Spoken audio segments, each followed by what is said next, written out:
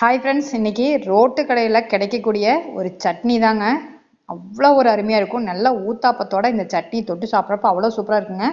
இது எப்படி செய்யலாங்கிறத பார்த்துலாங்க. அதுக்கு முன்னாடி எங்கள் சேனலை மறக்காமல் சப்ஸ்கிரைப் பண்ணிக்கோங்க. இதில் மல்லி, சீரகம், வேர்க்கடலை, புளி, அதுக்கப்புறமா பொட்டுக்கடலை ஒரு திக்னஸ்க்காக சேர்த்துறேன். காரத்துக்கு தகுந்த மாதிரி 2 வித மிளகாயுமே சேர்த்துனுங்க. அப்போ தான் ஒரிஜினலாக டேஸ்ட் கிடைக்கும். இது வறுபட்டதுக்கப்புறம் இதில் வெங்காயம், தக்காளி, இதில் கருவேப்பிலையும் மல்லித்தலையும் சேர்க்குறேங்க. நல்லா வேகட்டும். ஆனால் இதில் தேங்காய் ஒன்றா போட்டு வறுக்க மாட்டேன்.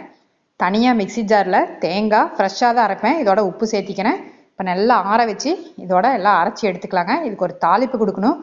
இது நல்லா திக்காக இருந்தாலும் சரி, தண்ணிமாக இருந்தாலும் சரி, அருமையாக இருக்குங்க இந்த சட்னி. கண்டிப்பாக நீங்கள் ட்ரை பண்ணி பாருங்கள். ஊத்தாப்பத்துக்கு மட்டும் இல்லாமல் நீங்கள் பணியாரத்துக்கும், நல்லா தாளித்த பணியாரத்துக்கு இந்த சட்னி ட்ரை பண்ணுங்கள். அவ்வளோ சூப்பராக இருக்குங்க. இன்றைக்கி எங்கள் வீட்டில் பிரேக்ஃபாஸ்ட் ரெசிபி ரெடி ஆயிடுச்சு. அருமையான இந்த ரெசிபி பிடிச்சிருக்கு.